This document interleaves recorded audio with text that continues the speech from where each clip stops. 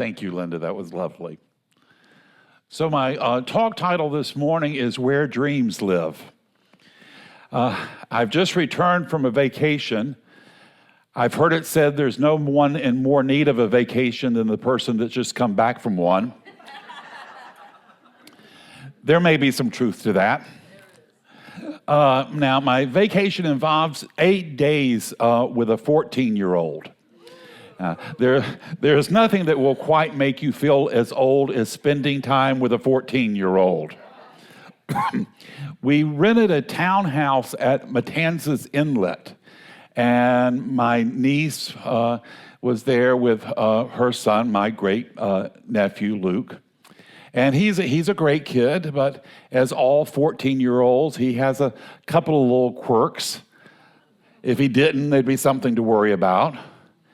And I think as all young people, young guys anyway, he's fascinated by video games.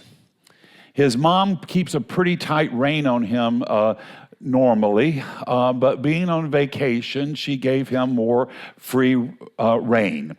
And because of that, he spent much of his time on the video games. The nice thing about it is that he has a group of friends at school and they all play together. So it's not like he's just playing alone.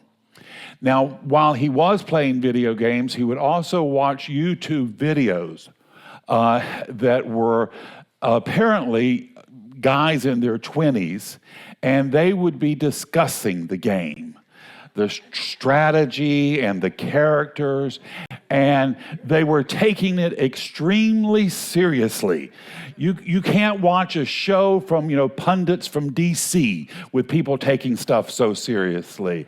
And finally, I would ask him, well, Luke, what are they talking about?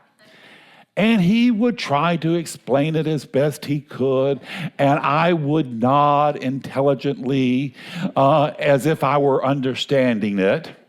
Every once in a while, I could catch a cue that I could throw out a question for him to let him know that I was paying attention to him. But most of it went right over my head. But I listened to him anyway because I wanted him to know that because it mattered to him, it mattered to me. And spending time with him, it reminded me that to share someone's interest, even when you don't understand them, to listen, to let them know they're important to you, that's a big, huge value. And there comes a time when we're growing up, when we have adults around us who suddenly will shift from just instructing us on how to grow up, and then they start taking our opinions seriously. They start listening to us, that we're becoming people with our own ideas. So as I was listening to Luke, I remembered something that happened to me about the age he was.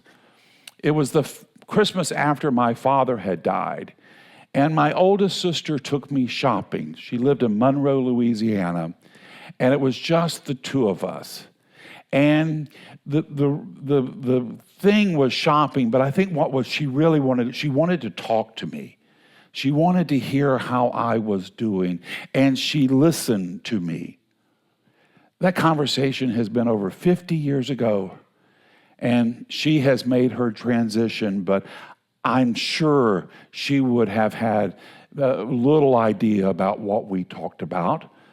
I don't even remember what we talked about, but I remembered that she listened. I remember the feeling of being taken seriously. And for those few hours, an adult was listening to my thoughts as if they mattered. The words have long disappeared, but the feeling remains. And perhaps that's the true part of most of our conversations in lives. People may not remember precisely what we have said, but they will remember how we made them feel. Did we listen? Did we judge? or did we accept them? And no matter, did we interact with them not as a problem to be solved, but as a person worth knowing? This vacation also became significant because I realized that my role in the family has changed. For most of my life, I was the fun uncle. Yeah, I was good at it. I told stories, I made jokes, I broke the rules. I remember at Christmas time, I would come home after being out late with my friends, and I would stop at the Crystal on Vineville Avenue and pick up bags of cheesy crystals. There is Christmas magic in cheesy crystals, let me tell you. And I would bring them home to the family and my nieces, and they would get up from sleeping to come and share a couple of burgers, and they thought that was the best thing ever. They loved that. I was good at being that kind of uncle. But on this trip, I sensed something different had happened. I think it was when I was with Luke out in the ocean jumping waves. I have jumped waves all my life. I remember even being as a kid, my dad teaching me how to jump waves in the ocean. But this year, I kind of realized there was a new possibility that I was considering, and that was I did not want to be face planted in the bottom of the ocean. You know, when a big wave came along, suddenly that was something I had to think about. And so that was taking up more of my time. I realized something had changed. And at first that kind of made me feel old. But then I thought, well, wait a minute. Maybe it's not just growing older. Maybe it's growing into something. Maybe I'm growing into an elder. You see, growing older just happens to us. If we're fortunate, 1 year follows another. The hair color changes or disappears. We find that getting up off the floor is a much more careful decision. Takes a lot of preparation, yeah. Even getting things up off the floor takes a lot of consideration. Spend a lot of times trying to convince my dogs to manage most of the stuff that falls on the floor. But becoming an elder, that's a spiritual choice. An elder knows that not every conversation has to be about them. And they also know they don't have to have all the answer. It's also about realizing that decisions young people make may not sound right to us, but they may be exactly right to them. When I was out at the grocery store with my niece, I could hear my mom's voice in my head just shouting away. Now that's really expensive. Do we need to get that? Can't we do without it? And it was a challenge to keep from speaking that, because I wanted to give her faith. She's making the right decisions. She knows her budget. She knows what to spend. An elder says through the quality of their attention, your life matters. You're smart enough. The person you are becoming matters. When we were there at the house, we played games, we interacted with one another, and it was so important to get to know one another, to get that sense of who we are and who we're becoming. It's a spiritual choice to become, to let go of some of that fear and some of that anxiety. And some of the best things that happened during our time on the beach was when we were just enjoying the quality of the beach itself. There was one day that I was out floating in the ocean. It was one of my favorite pastimes. There's something really magical about being out there and supported by the ocean. It changes your relationship with the world. And for a while, you don't have to hold everything up. You can allow the water to support you. Life becomes a little bit quieter. The land recedes, the sky expands. And while I was floating there, I remember a poem that I wrote when I was about Luke's age. It was something that I have long forgotten about, but it suddenly returned to me.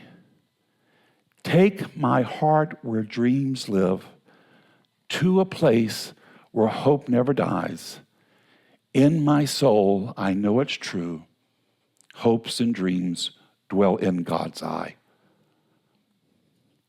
Now, I say I wrote that, but that's not entirely true. Those words came to me one morning. They came to me fully formed, almost as if they had been waiting for me somewhere all along, just waiting for me to get to the place to understand and appreciate them. And I remember when they did come to me that it was something very profound. I shared it with many people around me. I actually thought it was something that I had read in a poem or a book or a song. So I asked people, have you ever heard this? And no one ever did. And now, over 50 years later, those words returned to me. Take my heart where dreams live, to a place where hope never dies. When those words came to me, I was not living in a place where hopes and dreams seemed possible. I was 13 years old. My dad had died the summer before. My mom was to leave me largely on my own as she went out honky-tonking, as she called it. And she would stay out till 2 a.m, 3 nights a week. And that continued on until I went off to university, or until she got banned from the DAV. But that's a story for another time. And looking back, because when you're a teen, you're at that age, you think you're grown, you think you're an adult, or I did. And looking back on it, I'm amazed that I didn't really get into some serious trouble. That here I was in this house by myself with no supervision. And I think I understood that my life was in my own hands and that I couldn't afford to mess up because there wasn't anyone around that was going to save me. I also realized something else that was a little deeper, and that was that my circumstances was something to keep quiet. It wasn't something to share. So the adults in my life really didn't know what I was going through. I remember I had this one teacher, a civics teacher, Mrs. Phillips, and she was convinced I represented the collapse of Western civilization. Now, I had let it slip that in my family, we didn't gather at a dinner table. And for her, that was almost beyond belief. I could have owned up to being a secret agent for Fidel Castro, and she would have not been any more shocked. From then on, she treated me like a contagion. I'm surprised she didn't spray me down with a can of Lysol. So at that time, there was nothing in my life giving me evidence that there was a place where hope never dies. So where did those words come from? Where did that idea bubble up? Something within me had to know better.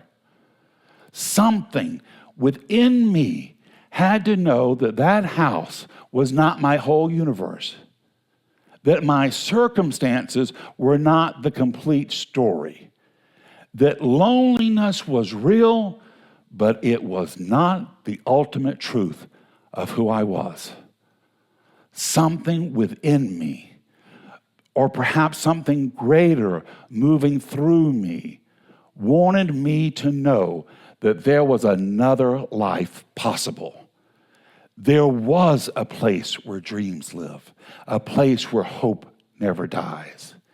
And even if I could not see it around me, it lived within me.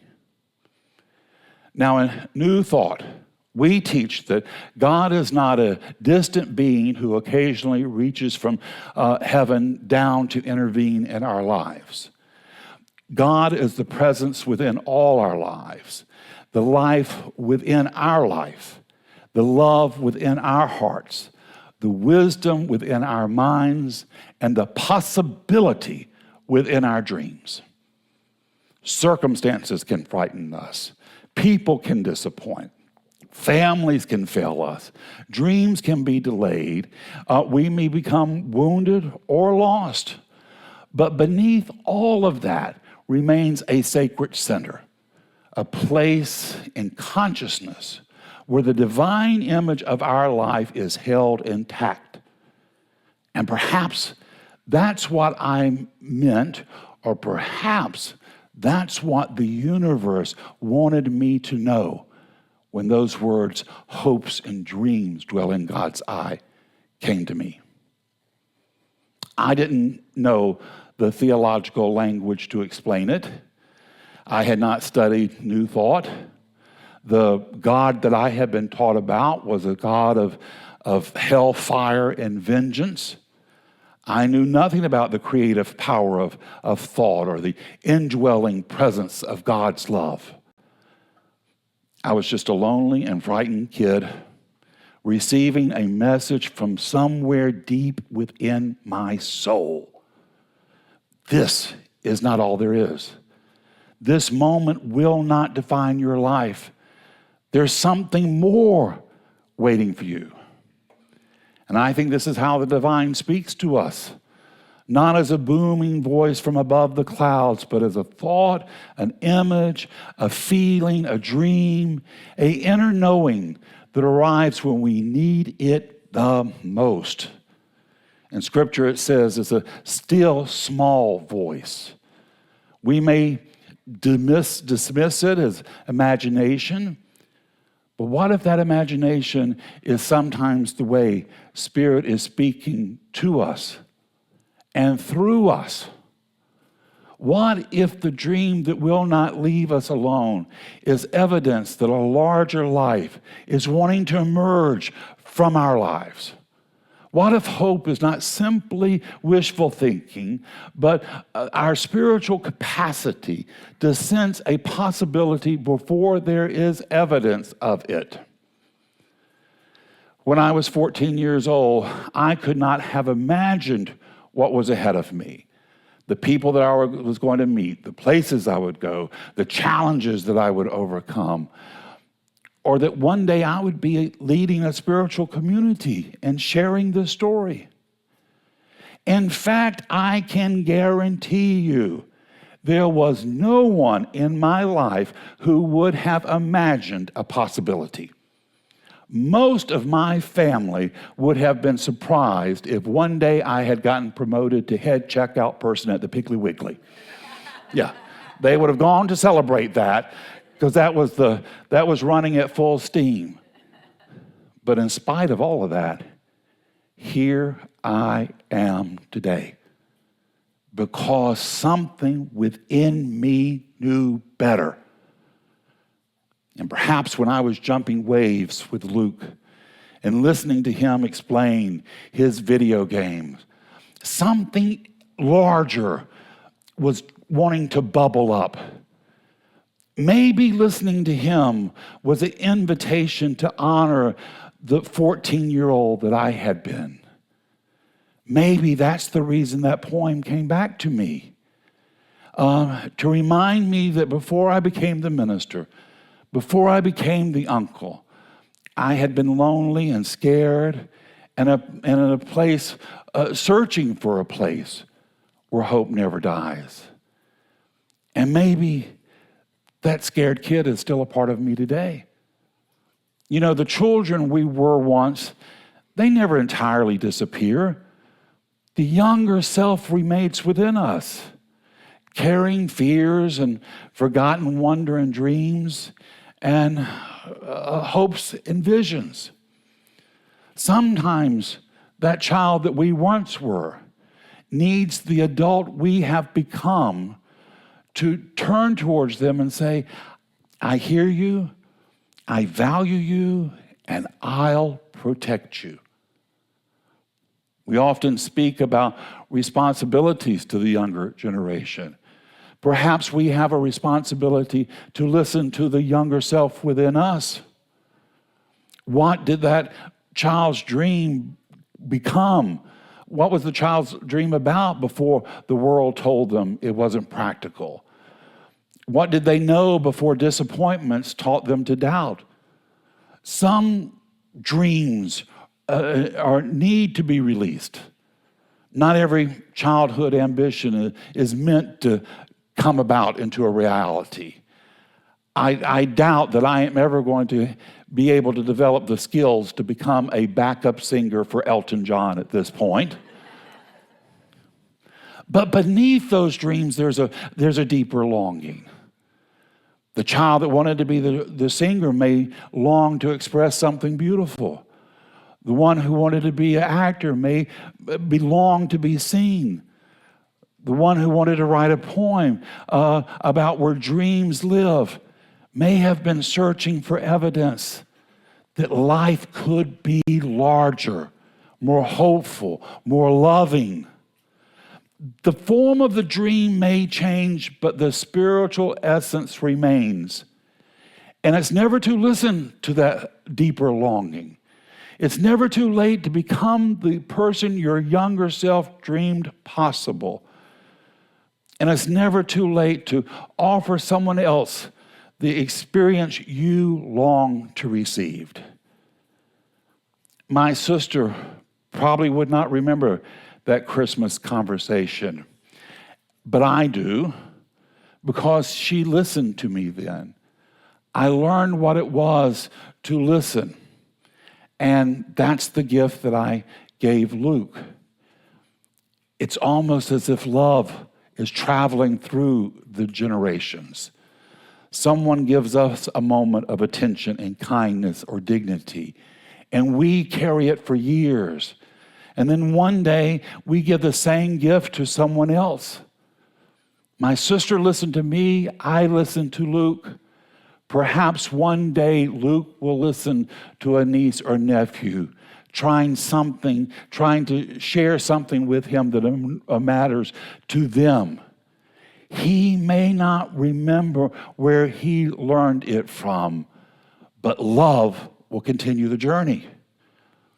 We may believe our legacy consists of the things that we build, we accomplish, but it's really about how we make people feel. Our deepest legacy will be found in in moments that no one really remembers. The moment we put down the phone to pay attention, the moment we ask one more question, or when we resist the temptation to correct someone and instead just try to understand them. Perhaps that is the way we become the eyes of God for one another. Hopes and dreams dwell in God's eye. Then whenever we look at one another with love, we are looking with divine possibilities. We can say, I see more in you than you see in yourself right now. I see beyond the present circumstances. I see the person you're becoming.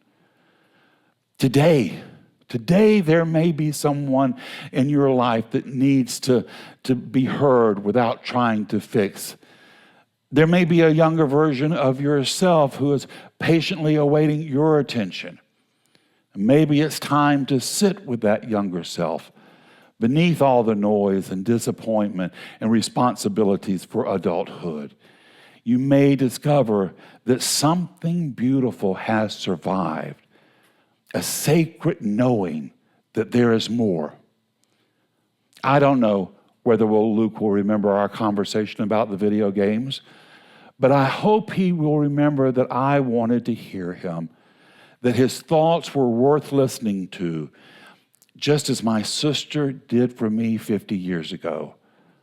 The words of that conversation have long gone, but the love remains, and perhaps that is where dreams live.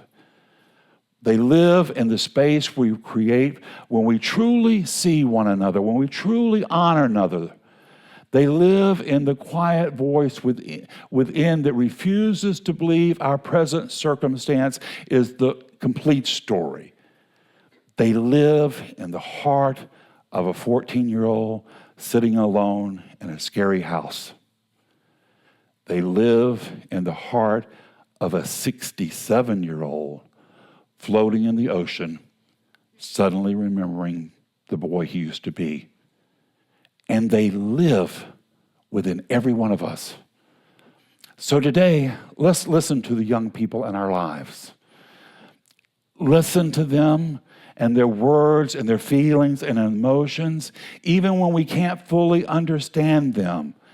Let us listen to that forgotten places within ourselves. Because beneath all the noise, beneath the disappointment, beneath everything that life has told us is impossible, there remains a sacred space where dreams live. There remains a sacred space where hope dwells.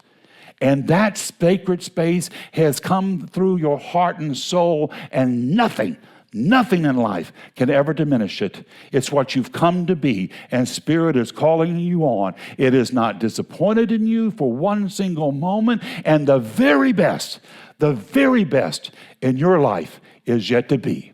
This is the truth in your life this morning. It's the truth in mine, and so it is. Thank you. Thank you. Thank you.